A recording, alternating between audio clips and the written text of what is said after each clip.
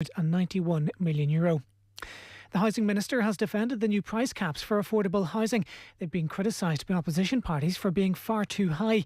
The caps would see maximum price for affordable homes in Dublin City set at $450,000, with a sliding scale depending on the local authority area.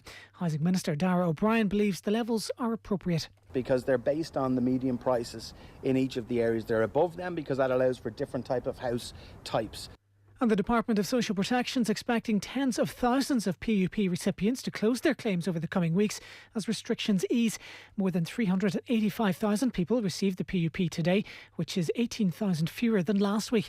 It marks the first time this year that the number of recipients has fallen below 400,000. It's 9:02. News Talk Weather. Thanks to Ryanair. The forecast today is low fares, on-time flights and improving customer service. Showers will be confined to the west and north tonight. Cold with lows of -1 to +3 degrees. And now you're up to date on News Talk. The Football Show on Off the Ball. With Paddy Power, the Champions League. We love it as much as Neymar loves himself. Gamble responsibly. Gamblingcare.ie. I'm prepared to do anything I can to play for my country again. Do it then. What about your start to the game? It wasn't bad, was it?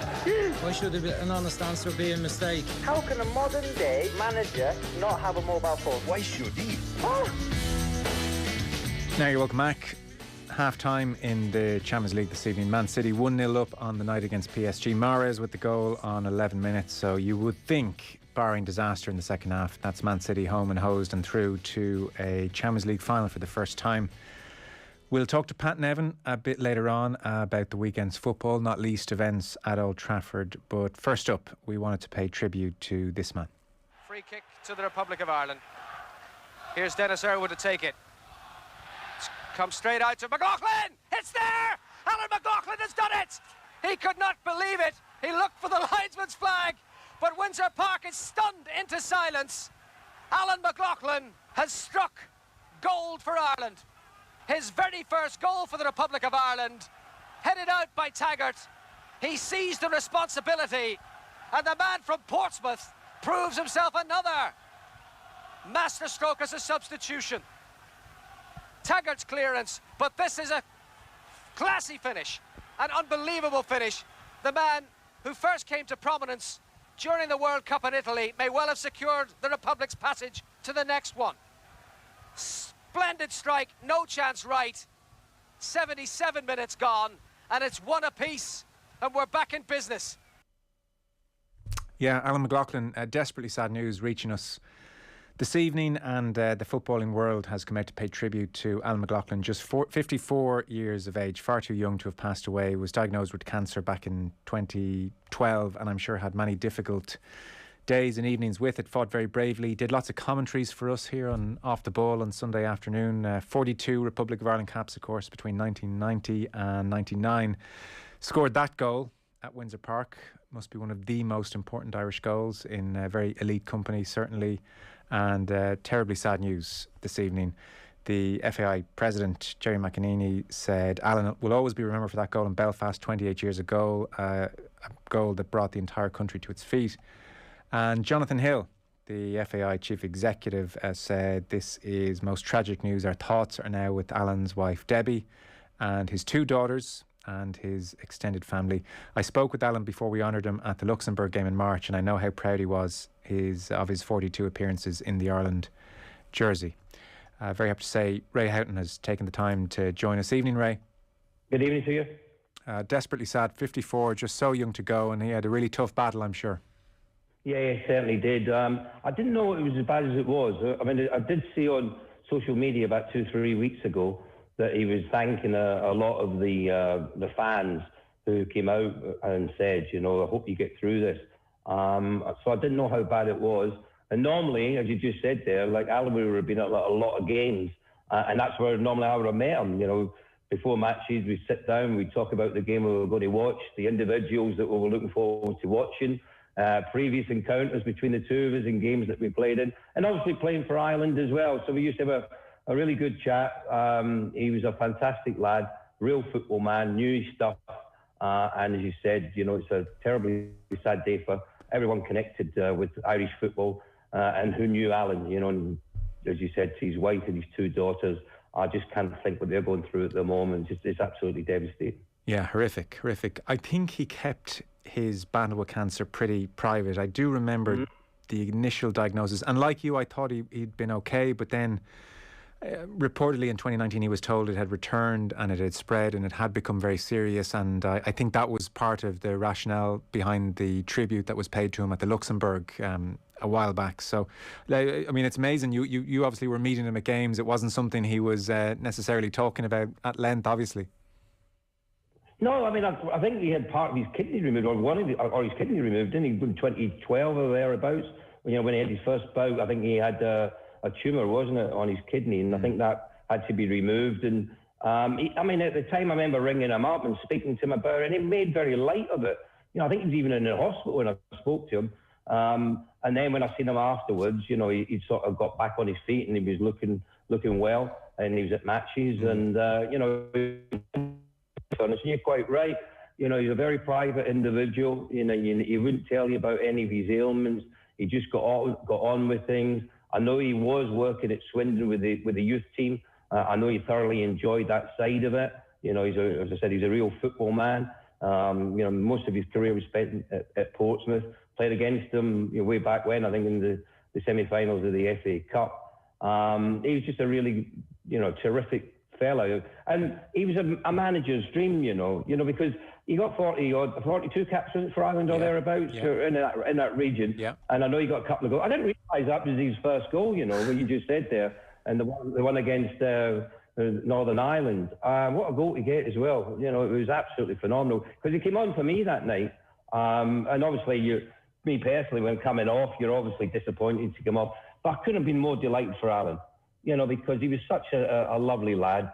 You know, he never caused any trouble. You know, he was a manager's dream because he trained hard, he worked hard. Whenever he was asked to come on and play or start a match, he was always ready and willing to do so. He was just a super trainer, super individual. Had a lot of time for Alan, and I couldn't have been more happy when he scored out. For obvious reasons, you know, we got through to the World Cup in '94. But for him as an individual, you know. When you have to be that patient and you're not always in the starting 11, it's not easy to keep coming over to represent your country when you know you're not going to be in the starting 11. But Alan done that without a bother, and he just got on with it as best as he could. And you know, as he says, he was brilliant for Jack that way. Wouldn't cause any problems. Just got on with it. Stay with us, Ray. Andy Townsend on the line. Hi, Andy. Hiya, pal. How you doing? Okay. Yeah, very well. Desperately sad news for you and your teammates. Not to mention, obviously, his wife Debbie and his 2 daughters. Just a desperately sad loss. 54 years of age. Yeah, unbelievably sad. And I just echo everything that Razor said there about him. He's such a lovely guy. I spoke to him about four and a half weeks ago, something like that. And yes, he knew obviously he faced a big challenge, but he was, you know, prepared to front it and face it and battle it as best he could. And it's just such a shame, obviously such a great shame that getting the news today. And obviously deepest sympathies and heartfelt condolences to Debbie and all of our family. But as Ray said, a great guy, a great team guy. He had a lovely, sharp sense of humour, and he played in the same sort of fashion. He had a very canny game, Alan, and he was a very useful and a very, very good part of our squad and our team. And nothing showed that better than what he did that night up in Windsor Park, you know. And Ray was just making the point as well. He was a brilliant professional, you know, had to bide his time and wait, but was ready to be called upon and always showed up and earned those 42 caps. Well, 100%. I mean, if you know, Alan would be, with respect, Alan would be a first name on the team sheet in the current setup. It's just that he was, you know, there was a lot of, in our era, mine and Ray's era, there was a lot of good players around, and Jack kind of had very, very much was the type of boss that once he had a team in his mind, he kind of, when it was available, he tended to stick with what he knew. And it's never easy being, you know, making sure that you're there, making sure that you're ready, turning up every time, and yet not always starting matches, but Al was the sort of guy that understood that, got on with that, and then when he was called upon, he was always ready. He was always ready to come on and try and make the difference. And again, as I say, he did it so amazingly for us that night to get us to the '94 World Cup. Without him, without that goal, we wouldn't have got there. Simple as that. Mm. He obviously, as you said, good sense of humour as well. Ray, I was reading a quote from him. He was talking about USA '94, and he was saying he'd been talking to his wife, and she'd been missing him because he was away from home. But he was back at the hotel. He'd been invited out for a drink by Larry Mullen of U2, and they were asking him, what was he doing, and they were missing him. And he said, I told her I was tired and I was having a very quiet night in, and then I scurried out for pints with Larry Mullen, who had sent the limo to collect me. So he obviously had a good time as well and enjoyed himself as well. I think we were all in we had 2 limousines, to be brutally honest with you. And I think a lot of the wives had either gone home or gone back to Orlando, where we were based. And I think we had a night out in New York, and Larry took us out and showed us around. But the end of the story was we ended up in the McDonald's eating fast food because I think we'd had enough, with the games and everything else that was coming up. I think about 3 o'clock in the morning, we were sitting on the limousine eating McDonald's, which in itself was absolutely hilarious. But he had a great sense of humour, as Andy said there. Jack had a tight-knit group. We didn't have an awful lot of players to choose from. Not that bothered Jack. He was very happy to have a small number, but what he wanted was that every one of his liked to be in each other's company. And I can't speak highly enough about that. We all went out as a group, as we just indicated there about the Larry Mullen story, which was absolutely true. We went out as a group. We looked after each other, and regardless who's in that starting 11, we wished everyone the very best. And if you came off and someone came on in your place, you were wishing them to go out there and do exceptionally well. That's why it was quite unique, and that's why we had such a great understanding. And we were running through the old adage about running through a brick wall for your teammates. That was us. That was Alan. Alan was certainly that type of individual. And as I say, after he's footballer, when we met him, Andy will tell you when you met him, he loved talking about football. He was so passionate about it. He was a real football man. Andy, you must have seen him at games doing media work down the years recently as well. Yeah. I've seen him a lot. Obviously, a lot of the South Coast games, Alan was often covering them. I used to see him obviously a fair bit at Southampton and down at Bournemouth. I've seen him a lot, and I know that obviously he'd been working at Swindon over the last few years, working with their academy, and so I'd seen Alan a lot, and as Ray will tell you, we kind of all knew that he hadn't been well, and that he'd battled this obviously in various forms for a few years now. But when I spoke to him 4 or 5 weeks ago, as I said, I wasn't totally aware just how poorly he was, bless him, and he was great. He spoke very honestly, courageously, and openly, and very typical of him. He still had time for a little laugh and a joke, but no, he knew himself that he faced an almighty challenge to try and get over this, and it's so sad that on this occasion he was unable to do it. But a great man, a great lad, and just a lovely unaffected guy to be around you and to be part of the team. He really was a smashing guy, and he'll be very, very sadly missed. I think people can hear the sincerity of both your tributes. Andy, your team, this team, you, Ray, I think Packie Bonner is going to join us a couple of minutes as well. There is a real bond there, and it probably stems from the success and what Jack created and daft nights out with Larry Mullen. Those must be the things when you hear news like that today that you probably remember with a bit of a smile. There is a lovely bond with your group, it seems. There is. There's a very unique bond. I never experienced it. I experienced some great dressing rooms, with the teams that I played for, but I never experienced one like ours we had in that period. It was, as Ray said, it was just such a pleasure to be part of it, and that's why news like we've all received today hurts everybody because it doesn't seem like, even though it's 30 years ago and some of those amazing occasions that we were part of, they seem like 5 minutes ago, and it seems like 5 minutes ago that myself and Ray and Al and everybody else were enjoying each other's company and jumping in those limos to go and see Larry. In New York, it's gone so fast. The time it's flashed past, but thankfully, the memories will never be erased. They'll always be there, it's been a very, very sad day today. I genuinely wasn't expecting the news that I received today. As I said, I knew Alan was facing a big challenge, but I wasn't expecting the news, and I'm really, really saddened by it. But lovely guy, great guy. 1993 November, when we played against Northern Ireland, probably typified what we were like as a group.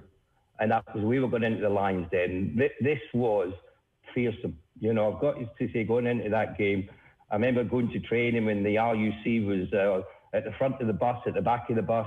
We had some officers on the coach as well.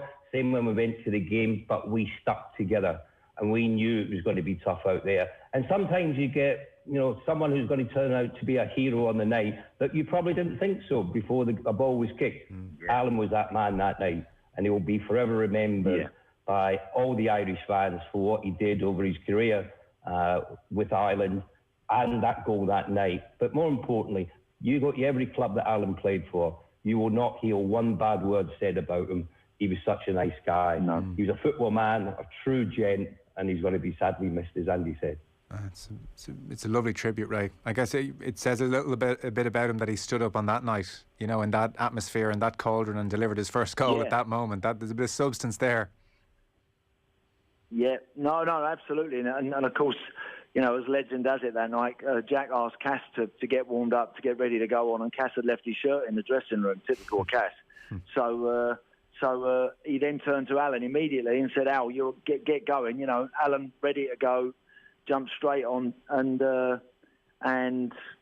within, I can't remember how long it was after coming on, Al, but he got himself a great strike with his left peg, and it got us back in the game. And it felt like the sort of night where it wasn't going to happen for us. We needed something like that. And as Razor says, that it's not always the obvious guys that maybe make the difference on those occasions. And certainly Alan stepped up and played such a key part that night. It's not always easy coming on as a sub to get up to speed. We've all done it, and it's not easy to come on and always have an effect. And again, Alan, when he came on that night, he was absolutely ready for it, and couldn't have had a bigger effect, could not possibly have had more to say in a game than he did on that night. So, it was amazing.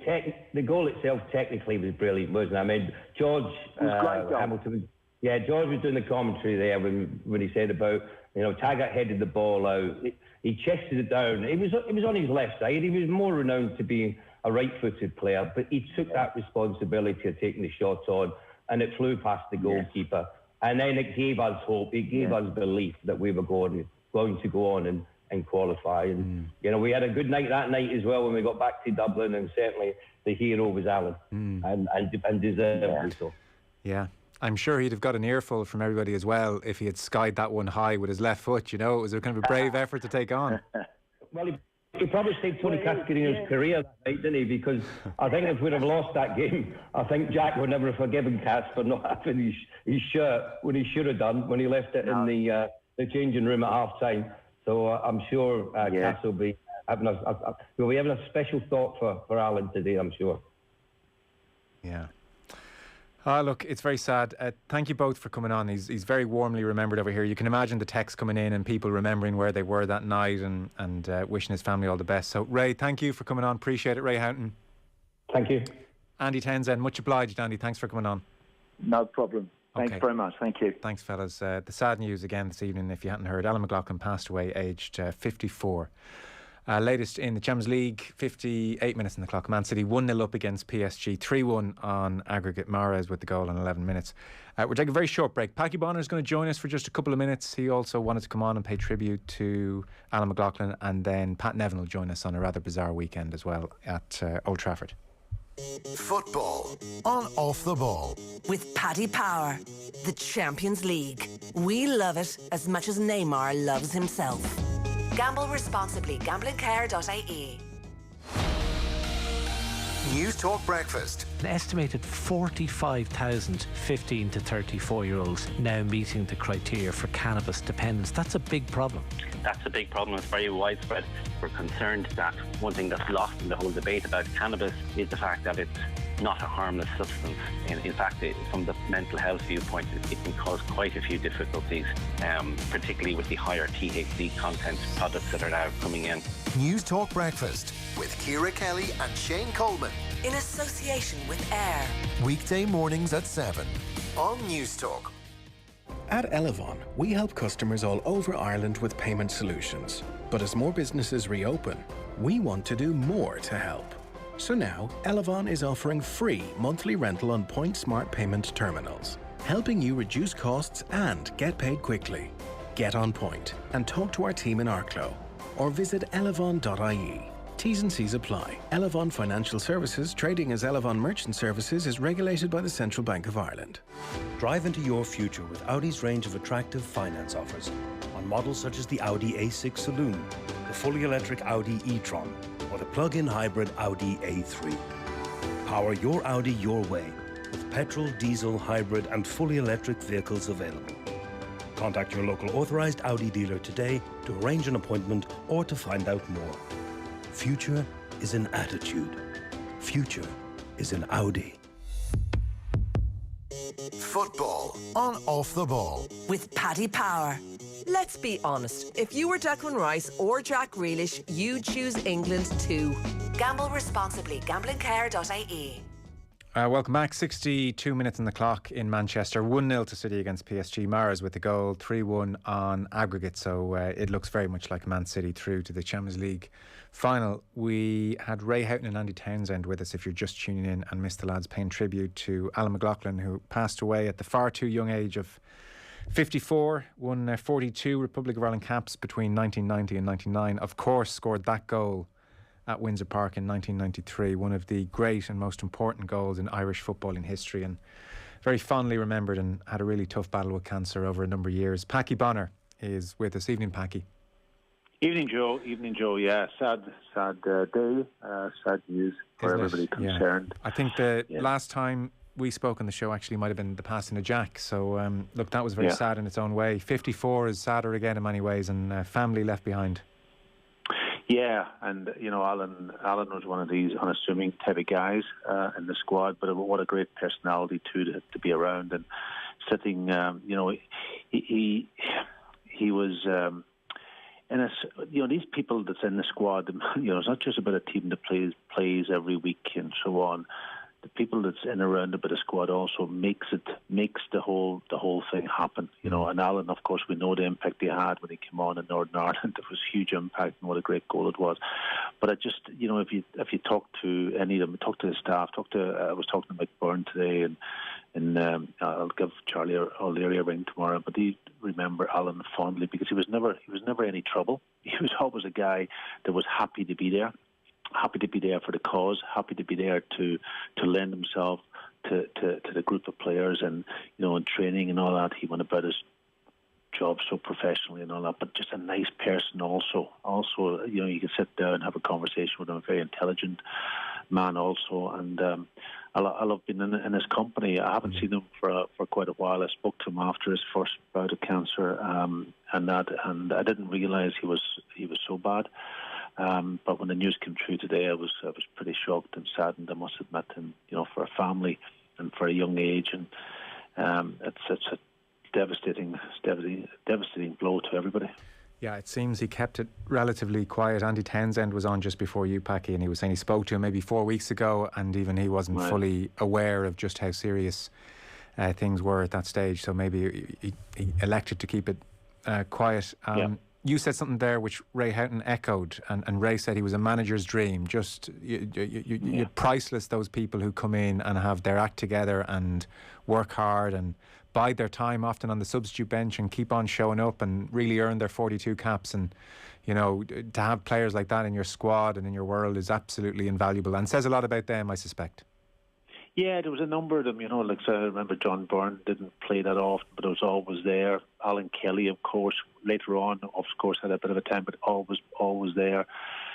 You know, and those type of people. Bernie Slavin came in, did the same for a while, and Alan was when I was so happy for Alan when he made that huge impact. You know, for a guy who was always the backup kind of guy, to be able to come off a bench in such an important game down Northern Ireland and get almost become famous overnight for that goal. Yes. You know, and that doesn't happen to too many people too often. And for it to happen to such a good guy like him, I think it was brilliant. But you're right. You know, you need those players. You know, you can't have players in a squad that probably, yes, they all want to play. Don't get me wrong, they all want to play, but they create a problem for the manager. They create problems if they're not playing. Those are the players that make life difficult for a manager. But if they're there and they're happy to be there, but they're also able and ready to make an impact when they do come on, they're the kind of guys that you want around the place. And Alan typifies that so well over the years. So yeah, listen, you know, and I know he went on to do coaching. He was coaching down in Portsmouth and Swindon and different things. So he was still, you know, making an impact after he retired, and again you could see him being a really good coach and being a bit of a father figure to some of the young boys too, no doubt. It's an underrated thing to have said about any of us, isn't it? That you've said and Ray said and Andy said, that he was just a really, really good man, good person. Yeah, you know, if we went out for a night, Alan would be there. He would be the quiet one, but he joined in and he had his laughs and he had his stories and so on. And, you know, I remember him telling me lots of stories about himself and Lou McCarry when they were down at Swindon too, and that he used to drive Lou McCarry to certain games and different things, you know, which was quite incredible. So he had an impact. And listen, he played in England and whatever club he went to, I'm sure the same story that we're telling here, but as times with Ireland would have been exactly the same. How do you would describe Alan? Yeah. Oh, it's very sad, and you could hear it with Ray and Andy as well. There's such a bond with your team, and they were remarking on that too. You know, such a tight knit group. Andy was saying he's been in lots of good dressing rooms, but he's never experienced a bond like your bunch in the late 80s, 90s. Absolutely, you know, and everybody was desperate to turn up. You know, that was it. Listen, success helps, and being under a manager like Jack Charlton helps. But I think it was the atmosphere that was in around the hotel and around the team. Going into town, the whole group of us having a cup of coffee and a little cafe off Grafton Street, and you know, that type of stuff. You just can't, you know, going to the racing with Jack, going play pigeon shooting, heading down to the Newham Hotel, having times together, having a cup of coffee, you know, down in Malahide, all of those type of things. That's part and parcel of the whole thing too. It's not just about what happens out on the pitch. And these guys, you know, like Alan, and as I said, we were all part of it. And that was the other great thing about it. I don't think any of us felt that we were superior to anybody else, even though we may have played more games and so on. It really was a squad thing, and very much like a club environment touring around the place. And I've said that many times in interviews, and that's what it was like. And you know, you have to have a group to get on well together. We don't see each other that much, you know, and now, of course, we won't see Alan ever more, but you know, when we did get together as a group, we enjoyed our company, and you know, we had a few pints, a few drinks, and a few stories, and all of that. And unfortunately for Alan, that has come to an end now. And but it's the family too, you know, they'll miss him so much. I know that, and his close friends that he has around about him, you know, not too young for that to happen in a young man. It is 54. Hopefully it's the last time we're having a conversation like this for a long time. Packie, thanks so much for coming on and paying tribute. Pleasure. Much appreciated. Cheers. Packie Bonner there. Paying tribute to Alan McLoughlin, passed away at the age of 54. Condolences again to his family in particular. Just dreadful time. And he was a very valued member of the team here at times. Did many a commentary on Sundays with Dave McIntyre on earlier on, who talked about spending mornings passing the time with him until kick-off in our commentary games on Sundays. So he was always a gent to deal with here. So again, condolences to all concerned. That's Alan McLoughlin, who has passed away at the age of 54. We'll take a short break, and then we weren't on yesterday given the bank holiday. We will look back on a rather odd weekend of football and non-football as well with Pat Nevin next. Football on Off the Ball. With Paddy Power. Everything would be better if Wes was back in the team. Gamble responsibly. Gamblingcare.ie. At Guaranteed Irish, we believe enterprise is at the heart of thriving communities. Did you know Gempack Foods have been making baking a piece of cake for the people of Ireland since 1967? Based in Damastown, County Dublin, they've been providing Ireland with gem baking ingredients that are good enough for Granny for over 50 years. Guaranteed Irish welcomes companies that are altogether better choices for our communities. So look out for it. GuaranteedIrish.ie. Altogether better. Save on your payments processing costs with Elevon. With free monthly card terminal rental and your funds in your account next day. Take payments securely and safely with Elevon. Find out more at elevon.ie. T&Cs apply. Elevon Financial Services, trading as Elevon Merchant Services, is regulated by the Central Bank of Ireland. Imagine you're on a massive Zoom call with over 800,000 people and you're about to tell them all about your business. That's what it's like advertising on News Talk every week. If you'd like to talk to them, talk to us. Email advertising@newstalk.com. Football on Off the Ball. With Paddy Power. Only the cream of the crop pick up Champions League medals. Jonathan Greening's got one. Gamble responsibly. Gamblingcare.ie. Okay, so it's all going off over in Manchester. Riyad Mahrez put them 1-0 up on 11 minutes. 63 minutes, Riyad Mahrez scored his second goal. That was about 7 minutes ago. So it's 2-0 Man City. 4-1 on aggregate there, through to the Champions League final. Huge achievement for them. Angel Di Maria has been sent off. Looks like a straight red, and I'm seeing Zinchenko's not happy either over something. He's been given a yellow, so certainly some handbags. Pat Nevin is with us. Evening, how you doing? I'm very well. How are you? I'm all right. I suspect you know what's going on. You're in a hotel in London, are you? Yeah, I'm about 30 yards that way, Stamford Bridge. Oh, nice. So I'm in the hotel. It's actually right beside Stamford Bridge itself. So I'm already in the ground, ready for tomorrow's game against Real Madrid. Big build-up for this one, obviously. Yeah. In West London. Everyone's pretty excited about it. And kind of hope the actual game goes ahead. That would be nice. Well, I mean, we've a lot to talk about, don't we? Have you, I presume you have been watching Man City PSG this evening. What would you say about the first 71 minutes of this game? Yeah, they're really impressive, Man City. I mean, the work rate's been fantastic tonight. Playing a game where they're breaking brilliantly. I mean, looking absolutely phenomenal on the break.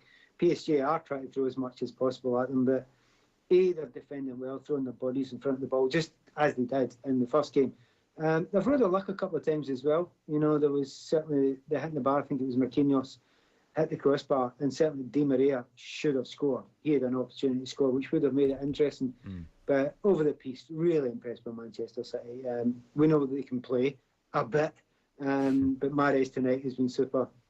De Bruyne, he's having so much space to run into, and you can't give that to De Bruyne. So, no, they look pretty special tonight. But the thing that impressed me more than anything else, you know, Fernandinho in the centre of that midfield, everybody is working so hard.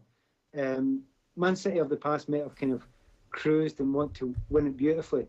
Right, get the grit and the hard work in, as well as the beautiful football. And that's what it takes to win the Champions League. And they have got a great chance now because, as we know, they're definitely through that. Yeah. So, well, a lot to talk about. The weekend that was, the game that wasn't at Old Trafford, the protest started. We had Andy Mitten on OTB AM, our morning show here, and he was saying, you know, fans show up. They say, they're, you know, I'm going, are you going? Yeah, I'm going. You don't quite know how many will show up. Turns out big enough crowd. You certainly don't expect to get into the stadium. You get in there, what do? I'm going to climb the goal because it looks like a fun thing to do. I'm going to toss a flare towards Graham Souness because I don't know what else to do. One lad brought a football. So, you know, it's just a surreal kind of situation. It's hard to know where it goes from here. Are you anticipating now we see more protests? There's going to become a commonplace thing? Does it die away over the summer? They certainly won't get into the stadiums again. Security will be beefed up. Well, that shouldn't be the case anyway, but, you know, massive numbers if they turn up at some of the games. There is the possibility of that. And I mean, I listened to Andy Mitten speaking a few times in various places, and first of all, how well that he speaks, brilliantly he speaks with passion and understanding of the situation, as a lot of the Manchester United fans do. But the question you're asking is what happens next. I was actually at the Newcastle versus Arsenal game, and we were handing over to, obviously, the big one. But there was no big one to hand over to. I was thrown into talking about it. And when you're looking at it like that, I mean, first and foremost, you say right at the start, I understand exactly what Man United fans are feeling. I sympathise with what they're feeling. In fact, I'm on their side, absolutely on their side. I'd love to see the Glazers out here, you know, because they just don't have the feeling for football and what it should be, certainly in England, but in a club like Manchester United. That said, is it taking it slightly too far to get the game stopped? If there was any violence, and there was only limited violence, and to be fair, most people were well behaved most of the time. If you say that's okay, which I personally do, but if you say that's okay, what's wrong with them doing it next week and stopping the next game? What's wrong with the game I'm at here tonight? People turning up, you know, Real Madrid fans and Chelsea fans, not necessarily, but any fans saying, well, we don't like what happened, so we're going to stop this game. And indeed, if you're a Newcastle fan, you're thinking, well, we don't like the way our club's run, so we're going to go and stop our game and we're going to get in. So I'm getting a bit of abuse online, which I'm a big boy and I can take, from some Man United fans saying I'm taking the corporate coin. It's rubbish. It's absolute nonsense. I'm taking no corporate coins. So what I'm saying is there are consequences.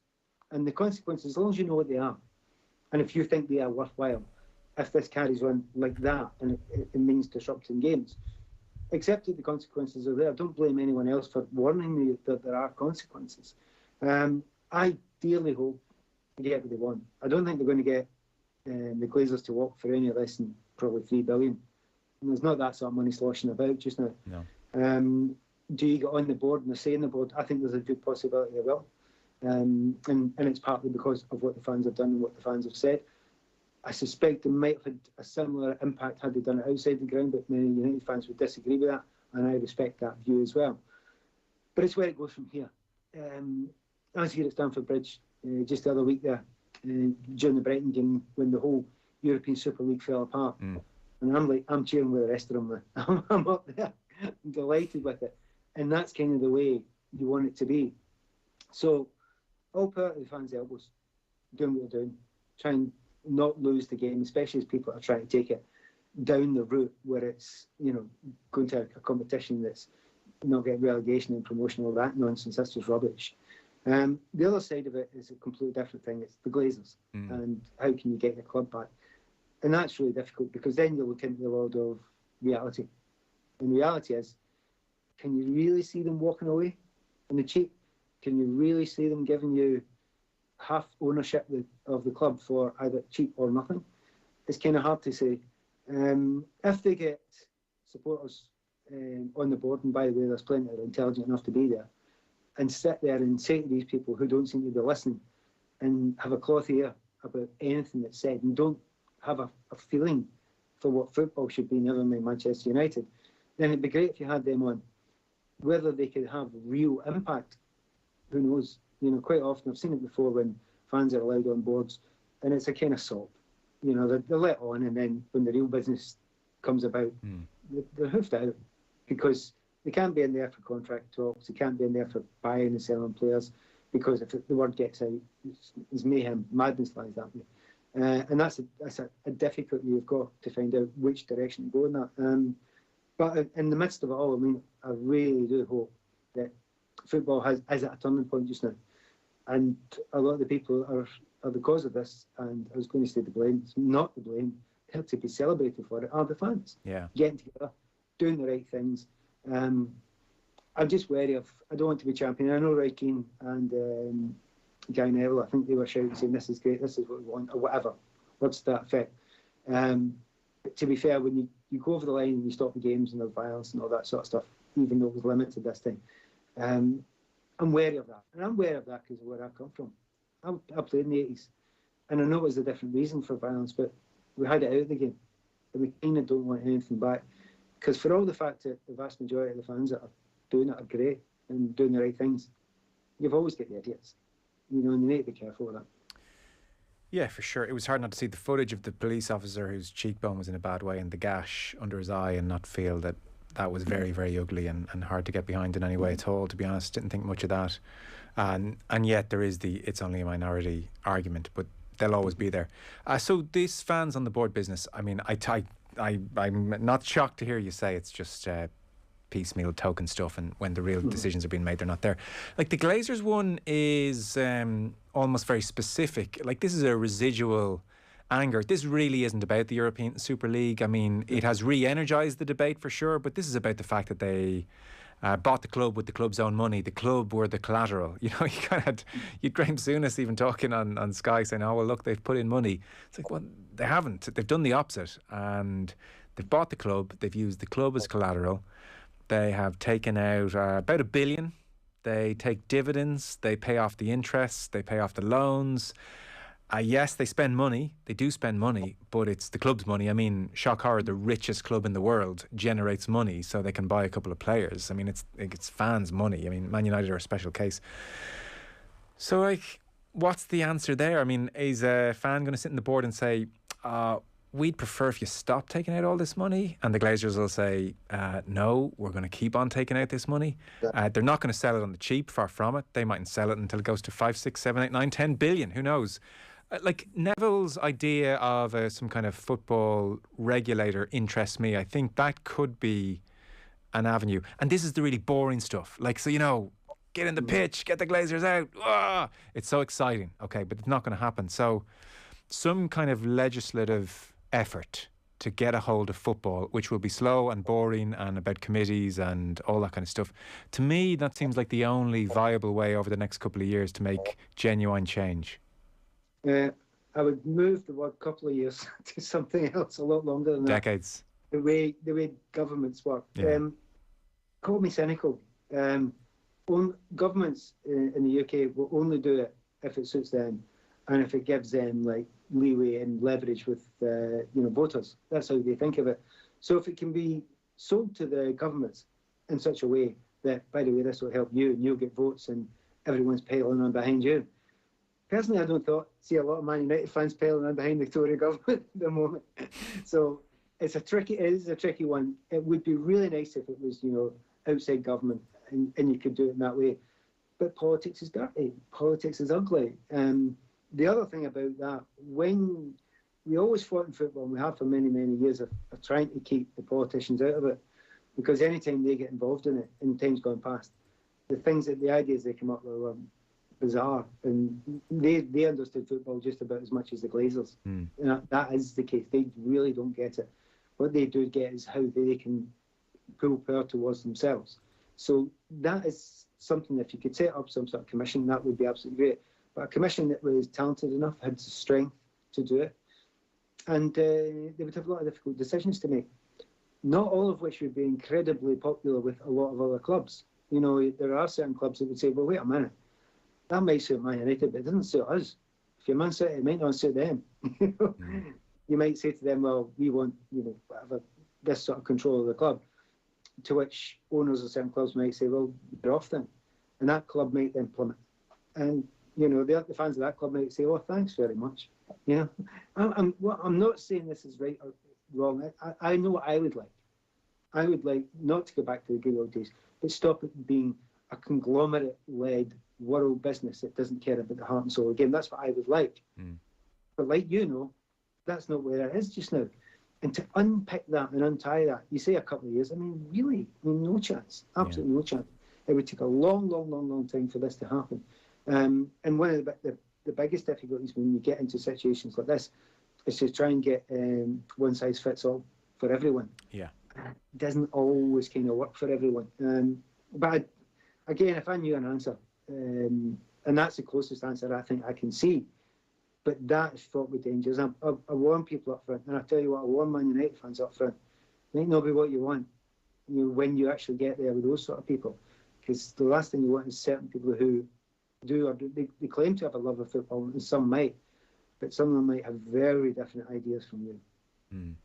Well, see, I'm not a legal expert. You would think it's possible to generate some kind of legislation whereby for institutions which are part of the social fabric, i.e. football club, leverage buyouts should be a non-starter. Stuff like that, you know. Yeah, when you think how vulnerable they were, these like unbelievably valuable institutions, undervalued it turns out, you know, because the last 15 years, boom, talk about appreciation and value. It's mad how vulnerable they were left. Yeah, I mean, I came up with some ideas a number of years ago, many years ago, to explain, look, there's something you need to do. There's one group of people in the midst of this that is the problem. And it's not what people think, right? Look at the business and follow the money, right? Why is this business model not working? Why are you getting billionaires in? Because it's a really, really, really expensive business to run. Why is it expensive to run? Where are all the costs? The costs are in one place. It's the playing staff. Now, if the players are going to earn these sorts of extraordinary sums and they're exponential and they continue to grow, like Real Madrid said, yeah, they're not my heroes, they're not like them. But they said this model doesn't work for them. It doesn't work for loads. It works if you happen to be backed by a government, you know, Middle Eastern government. This model's not working. So if there was some way, and it's damn hard to get it to work legally, and by the way, it was hard enough when you had the UK and the European Union. Now that you've not, now after Brexit, doubly hard because you get different legal systems. If you can make it some way that there was an agreement that could have something akin to a wage cap, that's a possibility. You could start driving down the cost of it, and you could actually make the thing sensible. And it wouldn't be owned by sovereign wealth funds, and it wouldn't be owned by different nations. You could actually keep it within the country, or in-house, or within fans. You could do that. But the will to get that to be done, I can't see it. I just absolutely can't see it. Because interestingly, it was part of the Super League proposal. Like that spoke of the desperation of the likes of Agnelli and Florentino Perez. They wanted a salary cap. Yeah, and if you keep on going the way you're going just now, right, it can't work. Now, I got this wrong because I thought after 5-10 years of the Premier League, this can't work. This is bizarre. These numbers don't work because it's just exponential growth. And you keep on having to make all that much more money. And it is bizarre because you're freezing everybody out except, Google will own one club and, Facebook will own another, whatever. That's the only people going to be able to afford clubs if you let it keep going to this level. Because football is a mad business. It isn't controlled in that way because you keep on fighting and you overspend and you overspend and you overspend. So people will tell you there's a simple, easy way. A simple, easy way, if say the Glazers did walk tomorrow, right, and United managed to get the club and the ownership, well, good luck trying to stay up with Man City if it's in the current methodology. No chance. Absolutely no chance because of the finances. So the model has to be looked at and the model has to be changed. It has to be changed in a bigger financial way. Now, I'm not moaning at players. If I was a player, you take money. If they're offering it and that's the market rate, you take it. But be honest, if the top wages weren't, £1 million a week and they were $250,000 a week, they'd probably play for it, They would probably manage it. Yeah. So the market's utterly skewed in that way. Now, hands up, part of the problem originally, because, I was on the PFA, I was chairman. We fought for players' rights. We made sure that when the Premier League was started that we had a very, very strong position. It's just stunning how strong it's got. So it's not just one group, it's always one person that gets the flack. And to be honest, I'm kind of delighted it's the Glazers myself. But you have to be realistic. You've got to have a wider look at it. And that wider look takes in governments, takes in European law, takes on British law, takes in completely... And by the way, the minute you do it, say you work a private company, top of your head, Tottenham, whatever, right? Okay, we want you to do it the way we want you to do it. We don't care if you've invested X amount of hundreds of millions or whatever, or even Chelsea or whoever. We're taking that off you. Well, that's not going to go down with them very well. No. They're going to sue them, and if somebody took my money off me that I'd saved all my life, I would be a bit miffed about it too. So if people do think it's simple and they want a binary answer, you'll get binary answers for some people. I won't give you a binary answer because it doesn't work like that. No, look, it's why we have you on. It's so complicated. It really is. And the more you pick at it, the more difficult it gets.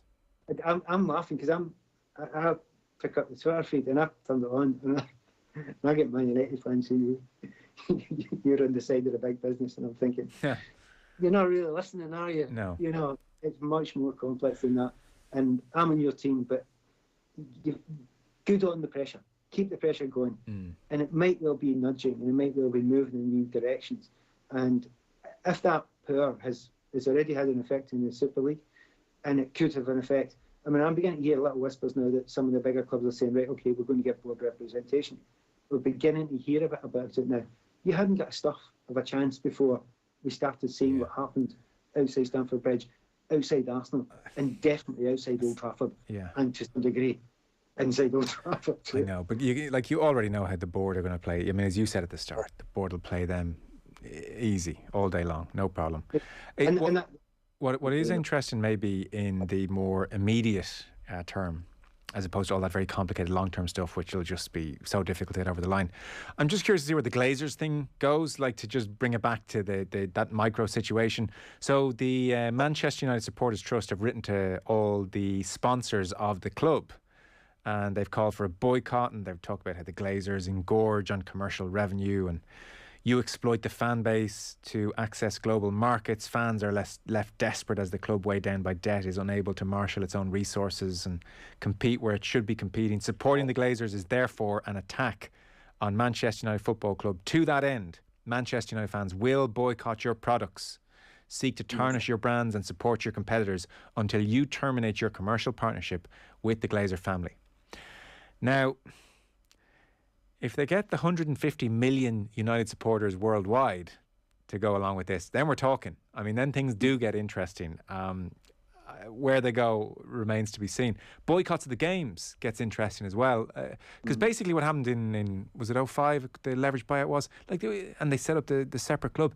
Like, there was a bit of energy behind it, but if you remember, Ferguson pretty much gave the lads the okay, and like the training ground's really good, and they give me everything I asked for, so I'm kind of okay with it, and his word was gospel, and none of the players came out. But this is a different climate now. There might be a bit more petrol in the tank on this one. I can hope so. I'm okay with boycotts. I've always felt that. Certainly my past and things that I've not wanted and liked in life, going all the way back to South Africa, boycott. Never bought a South African thing in my life. Until the apartheid system was done, and to be honest, sport and boycotts worked against that. So look, you can bring you down a country or bring down a system. Hey, this is only football, so it's there is a possibility there. It takes a lot. I mean, it's a long, hard slog that and it's in the end there is only one way of getting to the Glazers. It's through the value of the company, and in a way, and it's so diametrically opposite of what Manchester United fans want. You almost have to damage the value of the company, and that's counterintuitive, isn't it? Yes, yeah. Counterintuitive to do that, and I certainly wouldn't sit there going, "You got to damage your company." It's just wild. It's a wild, but I understand why many United fans, and certainly the more extreme United fans would almost be considered ultras. They would absolutely be happy to do that. There's plenty out there that they wouldn't. Are really unhappy about that. There's plenty that's the problem. Again, Andy Mitten, I don't know if he said it in your show, but he certainly had said it a few times. But I was listening to him in various places saying, look, we are quite a wide church. There's a lot of people that really disagreed with what we did and thought we were a disgrace to be on the pitch and doing what we did. And there is. And the openness to be able to say that. It's getting everything together. And they've tried it quite a few times. But I think in this occasion, that's why you have to be quite clever with your protests. Make sure you keep as many people on board and don't fracture your protest. Yeah. It's always the biggest problem with protests. When you fracture and go in different directions, you're weakened, and also you lose public support. And maybe that was as much the reason why I'm thinking, not sure stopping the game was that great an idea, because you begin to fracture them. Yeah, I think a second game cancelled might fracture it. Come here, sorry, I've gone too long on that. You've probably a minute here. Man City are through, full time there, 2-0 win. Who are they playing in the final? You can't call this one. It's getting brilliant. We're really looking forward to it. Now, the midfield battle between Chelsea and Real Madrid in the first game was exceptional. The quality of players that was in there. Chelsea won it. Chelsea was superb, but Chelsea can also be a bit insipid on occasions. I think I'm looking forward to this game more than any game this season, because it could be rubbish, but it'll still be exciting. It could be mayhem. Thomas Tuchel actually won the tactical battle hands down last time. Don't know why Zidane went for a back three, and it was an absolute and utter shambles in the first half, and he could have been out of the competition. I don't think he'll do that again. You'll see the Real Madrid in this one. And Chelsea have got everybody fit and everybody strong. And this could be a cracker. Honestly, complete and utter toss-up. Chelsea have got a slight advantage. They've got the away goal and they've got the home advantage. But it's hardly anything. You've not got a bunch of fans in there as well. Toss the coin, complete toss the coin. I will say one thing. Man City are utter favourites to win this competition. Yeah. Because although Chelsea beat them recently in the FA Cup, Man City, this is what Man City's all about. And slightly worryingly for Chelsea, this is what Real Madrid's all about. They know when to turn it on. Year after damn year, you think they're a bit rubbish. And then Champions League, they turn on the Champions League because they focus completely on that. And this will be their entire game. And they've been there before, so they know how to do it. Great game, couldn't call it. Yeah, beautifully set up. Well, listen, we'll talk about it on Monday. Pat, thanks a million. Look forward to it. Cheers. Pat Nevin there with us. So, as I said, Man City through to that Champions League final. Chelsea-Madrid tomorrow. We'll have Philippe Auclair previewing that game tomorrow evening. Football on Off the Ball is with thanks to Paddy Power. For information on responsible gambling, visit gamblingcare.ie. David Myler will be on OTB AM tomorrow, looking back on tonight's game and ahead to tomorrow's. Best place to get that, the OTB Sports app in your app store. Just search it, it's there for free. With Brandon Driscoll this evening, talking Leinster, La Rochelle, very interesting on Leinster and their shortcomings, and also giving us his take on the Irish players he reckons will make the Lions squad. That's announced Thursday. He will be on the show as well Thursday evening to give you the full assessment of the squad when we have it. And Taoiseach Micheál Martin was in studio this evening. We had about 45 minutes with him or so talking about sport in Ireland, sports policy and all that kind of stuff. So it's waiting for you, some interesting bits and pieces in it, I think.